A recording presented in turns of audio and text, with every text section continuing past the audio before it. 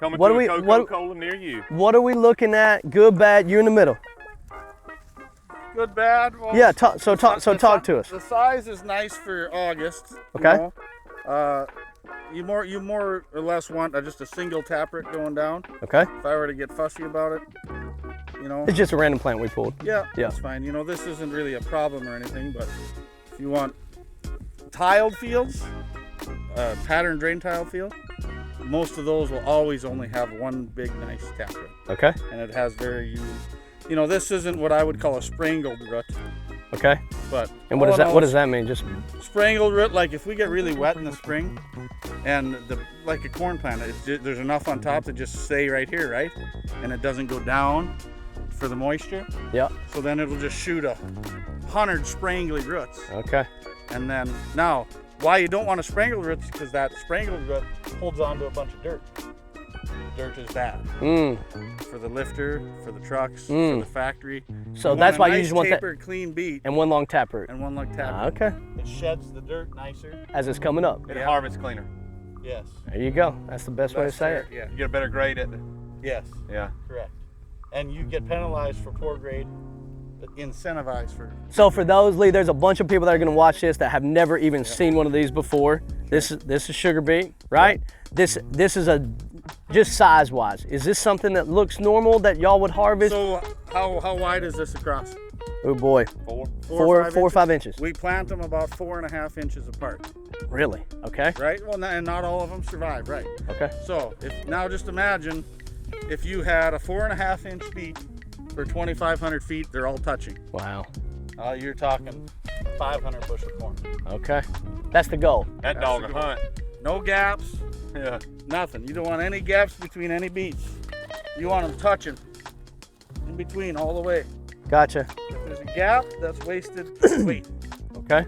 So, and it all comes with. And I'm assuming. Uniform emergence.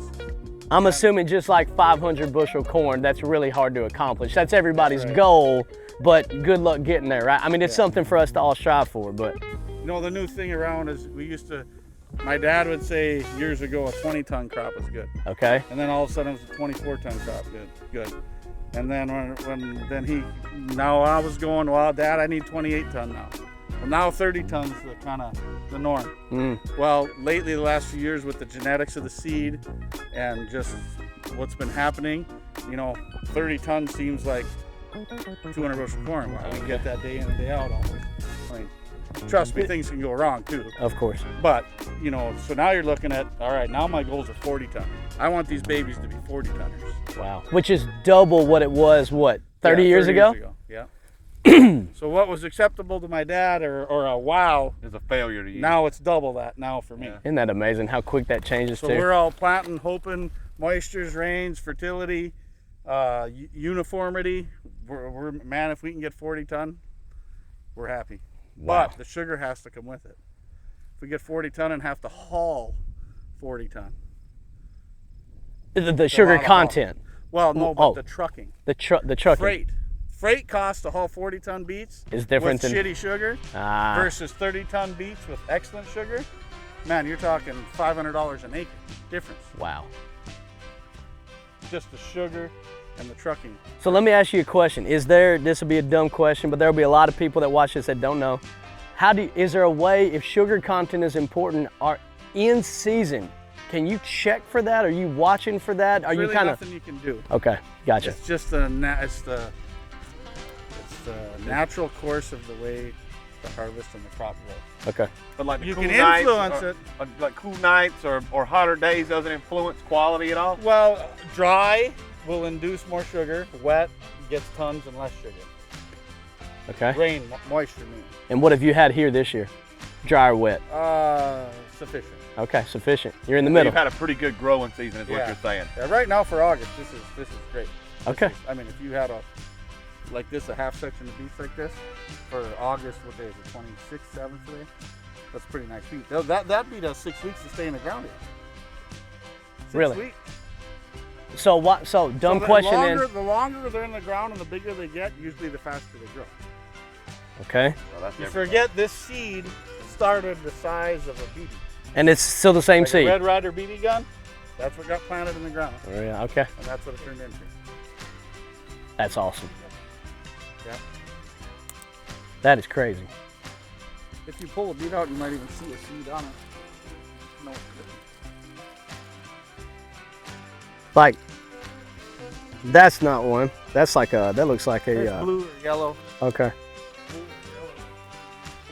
I seen some blue seed Really? earlier. Yeah, that never sprouted. I thought it was fertilizer.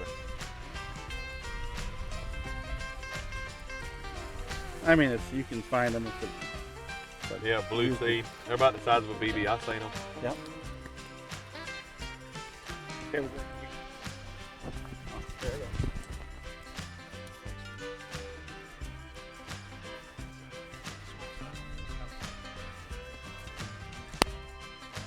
So Lee, walk people through at the end of this when it's all said and done. You're raising this crop. You put a little seed in the ground. This is kind of what we're looking for at the end.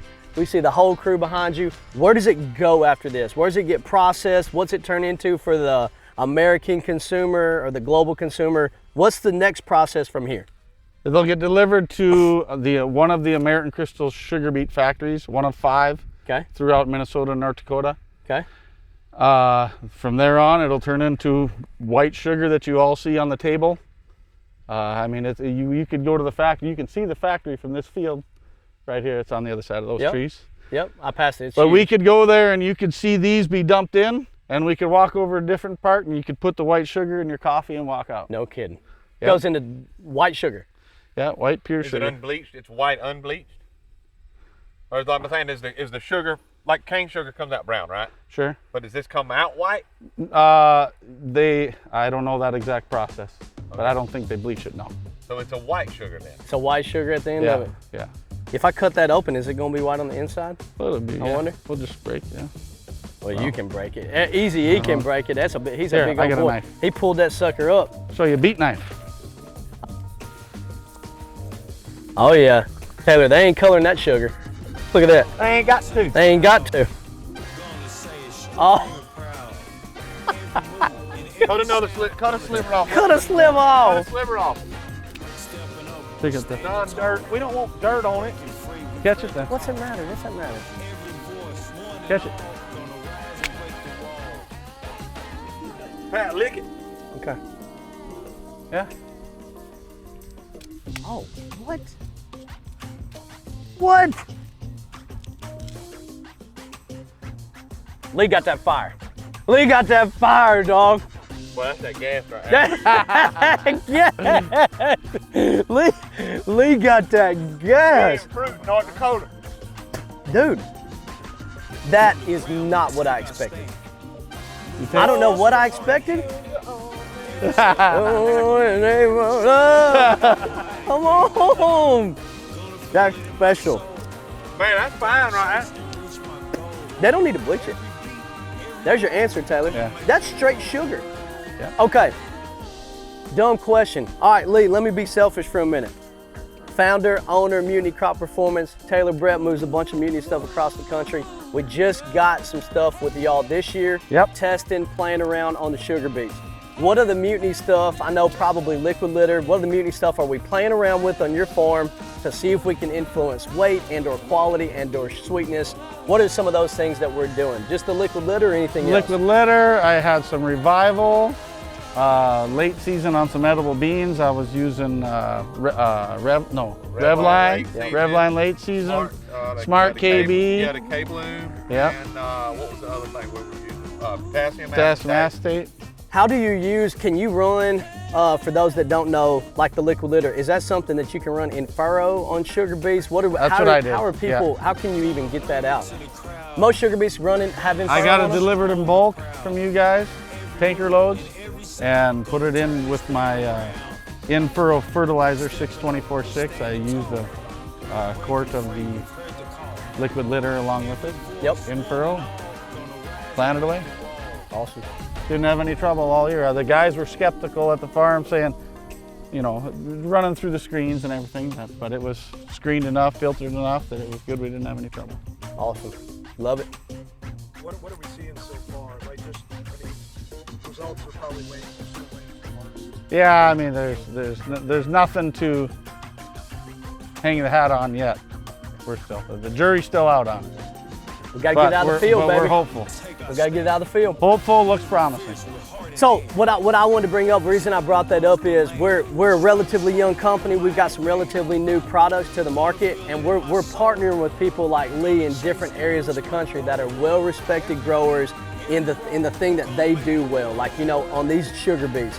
This the dude. Y'all seen Sugar Beet Mafia on YouTube? If you haven't, check it out. It's awesome. This is the guy on there. And so for us, we don't run, we don't hide. We want to get with people like Lee. He's the guy in his field. He's going to take a look at our stuff and he's going to tell us, yay or nay, this worked or it didn't work. And that's really, really important for us. We're not going to be that product company that goes out and just says, hey Lee, man, here's a little bit, let me give it to you. And you know, if you tell us it didn't work good, nobody's going to hear it. No, we're going to be back here. We're going to say, hey, we tried liquid litter on these sugar beets. We ran it at this use rate and we didn't see a whole lot. Cool, that's important to know. We know what liquid litter does, so maybe we adjust the use rate. Maybe that's something we do foliar. Maybe. As a matter of fact, I ran a gallon, not a quart.